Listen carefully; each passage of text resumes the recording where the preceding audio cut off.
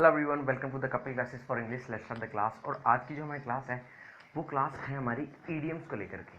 सबसे पहले तो मैं आपको ये बता दूं कि ईडियम्स का मीनिंग होता क्या है। What do you mean by idioms? Idioms means जो लिखा गया है, जो भी सामने लिखा गया है, हो सकता है उसका मीनिंग जो वर्ड्स लिखे गए हैं उस वर्ड्स के हिसाब से उसका मीनिंग वो ना हो, वो आपको अपने हिसाब से लगाना पड़ेगा मीनिंग। ऐसा कुछ ईडियम्स के साथ ऐसा होता है। जैसे अगर सबसे पहले ईडियम्स की बात करूं तो ईडियम्स लिखा हुआ है God's milk grind slow but sure, यानी कि भगवान की चक्की चलती तो धीरे है लेकिन चलती जरूर है। अब भगवान की चक्की चलती तो धीरे चलती जरूर है, इसका मतलब हमारी लाइफ से क्या है? अब इसका मीनिंग तो ये निकल के आ रहा है, लेकिन इसका एग्जैक्ट डेफिनेशन क्या होती है? एग्जैक्ट डेफिनेशन इसकी है कि भगवान के घर देर है पर अंधेर नहीं है। यानी कि ईडियम्स का वर्ड जो आपके आंखों के सामने लिखा गया है, जो भी इंग्लिश मीनिंग या हिंदी मीनिंग इसका जो भी निकल रहा है, हो सकता है वो इसका मीनिंग ना हो, वो आप दूसरा मीनिंग हो सकता है जो आप अपने हिसाब से अपनी तरफ से उसे लाएंगे। तो इसका मीनिंग है God's milk grind slow but sure, यानी भगवान के घर देर है पर अंधेर नहीं है। दूसरी बात, हम ईडियम्स एंड फ्रेजेस बोलते क्यों है लैंग्वेज में? सर आप हमें क्यों सिखा रहे हैं ईडियम्स एंड फ्रेजेस? ये तो एग्जाम का पार्ट है, एग्जाम में आते हैं। लैंग्वेज में ईडियम की क्या जरूरत होती है? क्यों हम बोले लैंग्वेज को, क्यों हम बोले लैंग्वेज में ईडियम को? देखिए, अगर ईडियम्स की मैं बात करूं तो लैंग्वेज में ईडियम्स हम इसलिए बोलते हैं to make people understand in a better way, यानी कि लोगों को और अच्छी तरह से अपनी बात को समझाने के लिए हम ईडियम्स का यूज़ करते हैं। जैसे कुछ लोग क्या होता है, बहुत निराश हो जाते हैं लाइफ से और वो बहुत परेशान हो जाते हैं, कुछ नहीं हो रहा, मैं बहुत टेंशन में हूँ, काम नहीं चल रहा, ये नहीं हो रहा, वो नहीं, बहुत सारी बातें होती हैं। तो तब हम बोल सकते हैं डोंट वेरी, चिंता मत करो, God's milk grind slow but sure. God has plan for everyone, ये तो सिंपली एक सेंटेंस है। इसका मतलब है जिसका कोई नहीं होता उसका भगवान होता है, यानी कि भगवान के लिए, भगवान के पास सबके लिए प्लान है। God has plan for everyone. Next आता है एड फ्यूल टू फायर, यानी कि आग में तेल डालना, लेकिन हम हिंदी में क्या बोलते हैं अपनी लैंग्वेज में? आग में घी डालना। तो इसको इस तरह यूज कर सकते हैं, don't add fuel to fire, यहाँ पे इंटू भी लगा सकते हैं, don't add fuel into fire, यानी कि आग में घी आप मत डालिए। नेक्स्ट आता है N arm chair, I have an arm chair. Arm chair का मतलब क्या होता है? एक आसान जॉब, बहुत ही आसान जॉब जो होती है उसे बोल सकते हैं एन आर्म चेयर जॉब, ऐसा भी आप बोल सकते हैं। Next and old flame, and old flame का मतलब होता है पुराना प्यार। नेक्स्ट आता है एप्पल ऑफ वंस आई, ये आपने सुना ही होगा, बचपन में हम छोटे थे, छोटी क्लास में जब हम जाते थे तो हमने सुना होगा कि राम अपनी माँ की आंखों का तारा है, तो इसलिए बोल सकते हैं Ram is the apple of his mother's eyes, Ram अपनी आंखों, मम्मी की आंखों का तारा है। एट स्टेक का मतलब क्या होता है? एट स्टेक का मतलब होता है दांव पर लगाना किसी चीज को, या दांव पर लगी होना कोई चीज। तो बोल सकते हैं my life is at stake, मेरी लाइफ जो है दांव पर लगी है। My career is at stake, यानी कि मेरा करियर जो है वो दांव पर लगा हुआ है। नेक्स्ट आता है ए ब्लैक शीप, ब्लैक शीप का मतलब होता है एक मनहूस व्यक्ति, जिसे हम बोलते हैं, तो बोल सकते हैं ए ब्लैक शीप, मनहूस व्यक्ति।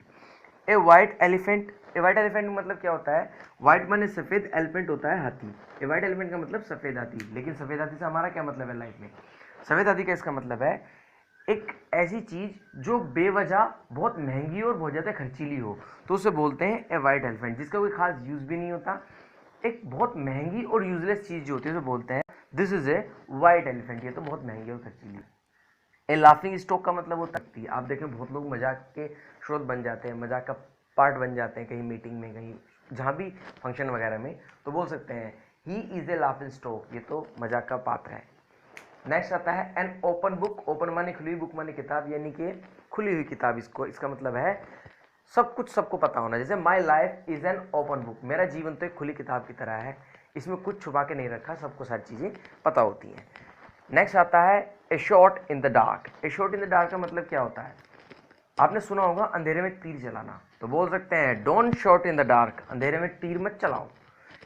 Next bring into light, bring into light का मतलब क्या होता है?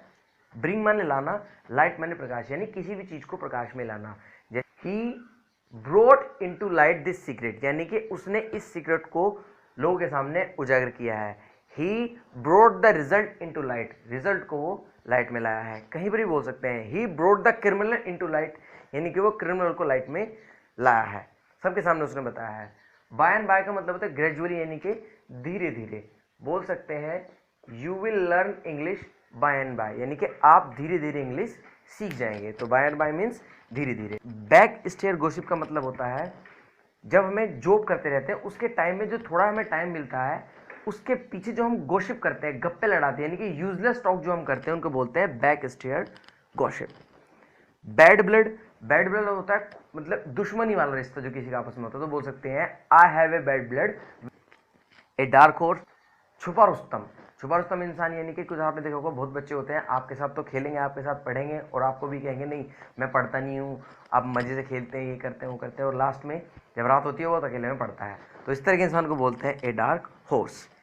कीप समवन इन डार्क का मतलब होता है कीप माने रखना, इन डार्क माने अंधेरे में, यानी किसी को अंधेरे में रखना।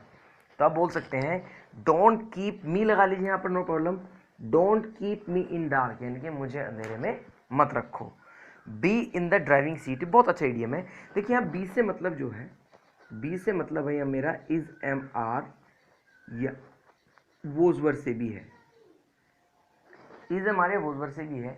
जैसे हम बोल सकते हैं I am in the driving seat, यानी कि मैं ड्राइविंग सीट पर बैठा हूँ, यानी कि मैं जिम्मेदार व्यक्ति हूँ। रिस्पॉन्सिबिलिटी को लेना उसके लिए हम यूज़ करते हैं, जो रिस्पॉन्सिबल पर्सन होता है फैमिली का, जो रिस्पॉन्सिबल पर्सन है उसके लिए हम बोलते हैं B in the driving seat, यानी कि मैं बोल सकता हूँ my father is in the driving seat, मेरे पापा मेरी फैमिली में जिम्मेदार व्यक्ति हैं, उनके पास सारी जिम्मेदारियां हैं फैमिली की। ठीक है। Beat about the bush, beat about the bush मतलब इधर उधर की बातें करना है, यानी कि जो क्लास शुरू से बैठे हैं मुद्दे की बात हम कर नहीं रहे, इधर उधर की बातें कर रहे हैं, तो बोले इधर उधर की बातें मत करो। Don't beat about the bush, यानी कि इधर उधर की बातें मत करो, कम टू द पॉइंट, मुद्दे की बात पर आइए। तो बीट अबाउट द बुश का मतलब इधर उधर की बातें करना। नेक्स्ट आता है grind your own x. Grind माने होता है शाइन करना, grind your own x, x होता है कुल्हाड़ी, यानी कि अपने कुल्हाड़ी को शाइन मत करो, यानी कि इसका हिंदी मीनिंग है अपना उल्लू सीधा करने के बारे में मत सोचो, यानी कि अपना काम बनाने के बारे में मत सोचो, कि दूसरे बारे के बारे में सोचना चाहिए हमें। तो बोल सकते हैं don't grind your own x, यानी कि अपना काम बनाने के बारे में आप हमेशा मत सोचिए। दीज आर टॉप 21 ईडियम्स, ये 21 ईडियम्स हैं जो बहुत लाइफ में हमारे यूज होते हैं। इस तरह ईडियम्स की भी आगे, फ्रेजेस की भी, प्रोवर्ब्स की भी क्लासेस आपकी चलती रहेगी, आगे आप देखते रहिए। Keep continue, kindly subscribe the channel, like and share. Thank you very much, God bless you, take care, bye.